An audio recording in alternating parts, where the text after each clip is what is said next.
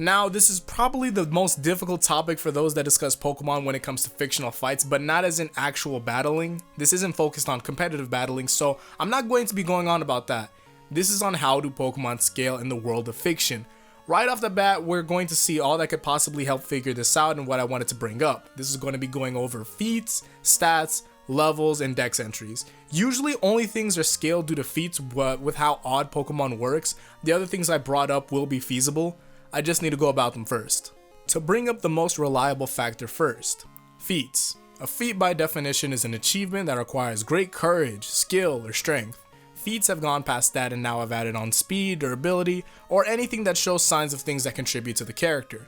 An issue with Pokemon is that not every single Pokemon is going to have their time to shine in the manga nor the anime. For example, let's take Alakazam since it was a Pokemon that I personally wanted to see in the spotlight. Alakazam is one of the strongest special attackers there are. Well, these days you have to remove all the Mega Evolutions and Ultra Beasts, and you've always had to move the legendaries out of the way too, but then, yeah, right there, Alakazam is. While having great special attack and speed that's almost on par, you would think that this Pokemon has shining moments when it's around. Looking through both the manga and anime, that really isn't the case. Even the Pokédex doesn't really say anything about Alakazam using its power on anything aside from unintentionally causing headaches to everyone around it. Although this does start making me think that Alakazam is Charles Xavier in a way. Another side note, I realize that Alakazam can most likely predict the whole outcome of a battle and do everything possible to win, but only loses because its trainer makes its decisions for it. Back to the point, Alakazam is a strong Pokemon, but it doesn't have the feats to back it up. So let's go with a Pokemon that has the same special attack and compare. So maybe Volcarona, or Porygon Z, or maybe we go with a known legendary Pokemon, Darkrai. Darkrai is a Pokemon known for being powerful to combat the likes of Palkia and Dialga, but this same Pokemon is also lost to a Sceptile after being weakened by 3 other Pokemon. So on one hand you have a Darkrai that can battle against gods, meanwhile the other one probably wouldn't match up in the same fight. Though this Darkrai does take a Mega Horn from a Heracross, which would be a strong move considering how high Heracross's attack is, and it's also super effective. This is one thing I'm going to be bringing up as a point later. So, Alakazam has the same special attack as Darkrai, meaning that for the special moves they should generally have around the same attack potency due to the actual numbering. So let's use another Pokemon with the same special attack, Porygon Z, a Pokemon that was modified to enable it to travel through alien dimensions, though it began acting very strange. Apparently it contained a defect that makes it move very glitchy. So you have this Pokemon being stated to be able to travel through dimensions. These dimensions could be meaning digital dimensions to real world dimensions, or that it means that Porygon Z was able to travel through parallel dimensions just like how the Ultra Beasts do. And you even have Volcarona, who had substituted itself as the sun when the sky was covered in ash. So with the same special attack, shouldn't they have the same attack power? You'll get a both yes and no for something like this. Bringing back the two Darkrai's. What was the overlying difference between the two? Since Darkrai isn't a Pokemon where there's only one of it, that means that there had to have been different Darkrai's obviously, but what makes these two Darkrai's different? Levels. Levels in Pokemon are a factor that show easy differences when it comes to games. When it comes to anime and manga, it exists, but it isn't focused on that much. Grass types can mow down electric types in competition. We should have a lock on this one. I don't know, Ash. Don't forget, you have to take level into account too, not just type. Bulbasaur can handle it. Pikachu's level alone isn't something you even want to bother with because of how inconsistent it can be, but that's what you get with plot. Though you'll have more consistency from Pokemon generations than you will the actual anime, and that's where I believe that you can let everything be whatever it is since it's parallel to the games. When it comes to the things in the anime where it's Ash, it's best to consider levels being a thing. Since it works for moves and dex entries, it should technically work for stats. Although you do get moments on where certain things don't make sense at all, like how Swords Dance boosted Blizzard, because in that case you just want to focus purely on Pokemon generations than just avoid the anime at all cost. Now for something that will hold as a fact for Pokemon because it technically is, the Pokédex. The entries in the Pokédex are supposed to be factual evidence found in the world of Pokemon by Pokemon professors, but then there's a thing that doesn't really make sense on either in the logic of the game or in actual logic. Since this is fiction, you can let go of the whole actual logic thing. There are probably things that just work differently in the whole franchise. For example, Macargo, a Pokemon that's 2 times as hot as the sun. That wouldn't really make any sense if the Pokemon was real. but in the franchise it's probably a contained heat or something like that. One entry I personally had a problem with was Vikavolt. It zips around on a sharp lookout for an opening. That doesn't make any sense to me since Vikavolt only has a base speed of 45 and it doesn't have any moves at that point of priority or blitzing speed. It could mean that the Pokemon usually just zips around or visually just zips around, but you have to be going at a decent speed.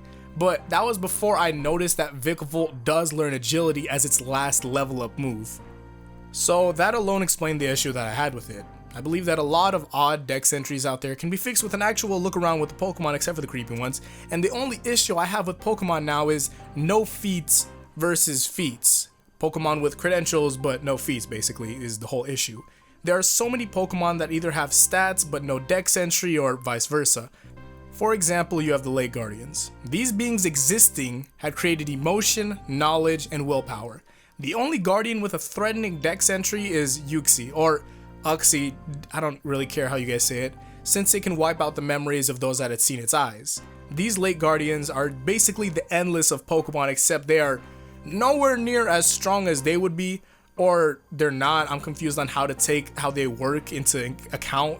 If you birth emotion, are you emotion? But because emotion didn't exist until you, that means that you should be emotion, but since you created it, you're not it. Well, I guess you're not an embodiment, but more of a parent of some sorts of it. It's a really odd predicament for me. Aside from how that works, you have these Lake Guardians being able to suppress at least either Palkia or Dialga, not being able to do both of them at the same time though. So with these Lake Guardians being able to control a god of time or space, they should be strong Pokemon, which they are.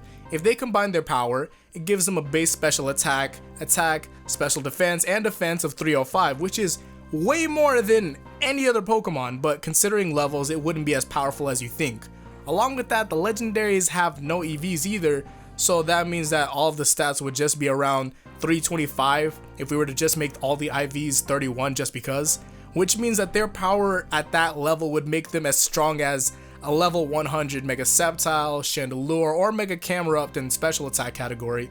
In other attributes, you can just compare using the same stats if there are any Pokemon that would be around the same category using these stats of 3 or 5.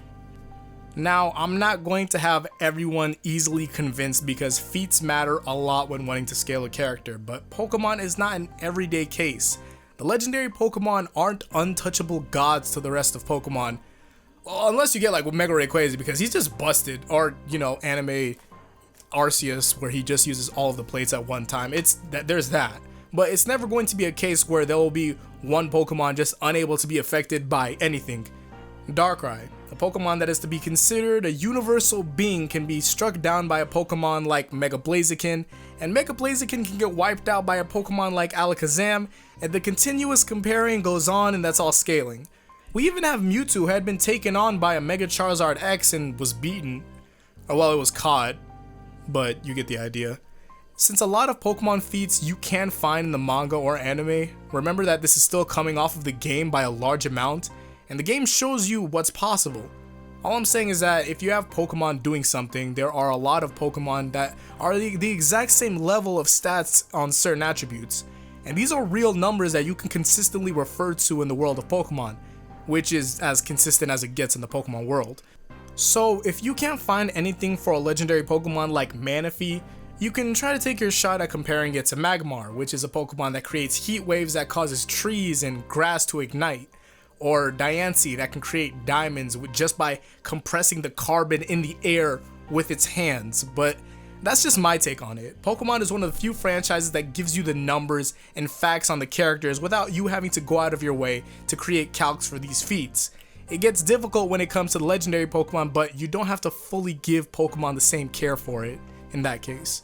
There's a gap between regular Pokemon and legendary Pokemon when it comes to power and levels. That's why a level 70 Palkia can wipe a team of level 30 to 40 Mons, because you wouldn't even have a Pokemon that can strike faster than the legendary unless they have a high base stat and speed. Even then, you have to have the attack or special attack to leave good damage on the legendary Pokemon. Why do you think that you have to grind up for your Pokemon's levels or have a lot of revives when you want to battle a legendary Pokemon?